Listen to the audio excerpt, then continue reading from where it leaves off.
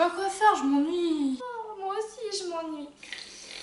Eh, c'est le livre de Paul, ça. Oui, elle l'a commencé hier. Eh, viens lui met son marque-page, mais genre ailleurs. J'imagine déjà sa tête. Genre là, tu vois. Oh, attention, elle arrive. Ok, c'est bon. Eh, tu viens, on va aller faire un ping-pong. Oh oui, je vais aller faire du ping-pong. Bonjour amis, comment allez-vous? Comment se passent vos vacances? J'espère en tout cas qu'elles se passent bien. Et pour les accompagner, j'ai peut-être un livre à vous conseiller. Vous allez voir, il est frais, il est drôle, très bien pour accompagner un bel été comme le nôtre. D'autant que je vous tourne cette vidéo dans un cadre un peu particulier mais dont je suis très contente de participer. Il s'agit du grand jeu de l'été de Livre Hebdo et pour en savoir plus, allez sur livrehebdo.fr. Si vous avez également envie de vous amuser, pourquoi pas, ça peut rajouter un peu de fun. Et pour vous qui venez de livrehebdo.fr, soyez vigilants.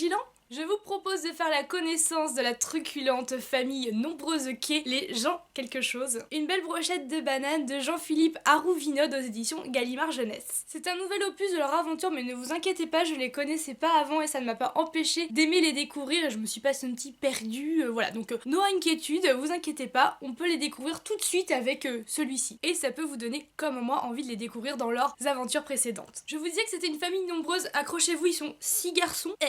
Il y a du level.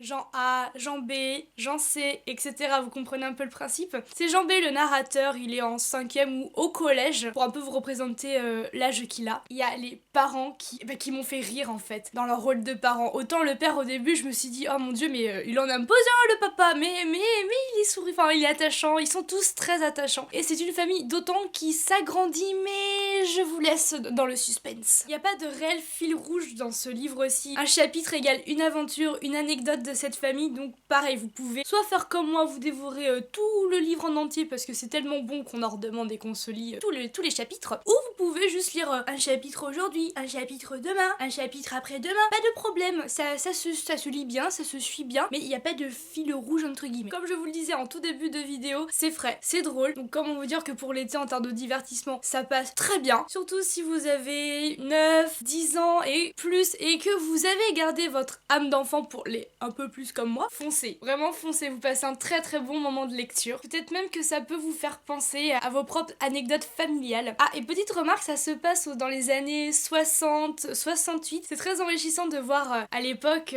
les enfants avec quoi ils jouaient et aujourd'hui de faire un peu ce parallèle analytique de la société d'aujourd'hui. Mais bon, ça c'est vraiment personnel, vous n'êtes pas obligé de vous lancer là-dedans, hein, non, vraiment pas. Non, le mieux c'est de rester et de passer un très bon moment. Et d'ailleurs, si vous les connaissez, dites-le moi en commentaire. Et pareil, s'il y a un tome que vous... Enfin, un opus, un livre 2 qui vous a particulièrement plu, n'hésitez pas non plus à le mettre. Et si vous les connaissiez pas, et ben dites-moi si ça vous a donné envie de les connaître justement pour cet été. En attendant, je vous dis à très bientôt, je vous souhaite d'excellentes rencontres livresques. Restez vigilants, la vidéo n'est pas terminée. Je vous fais de gros bisous ensoleillés.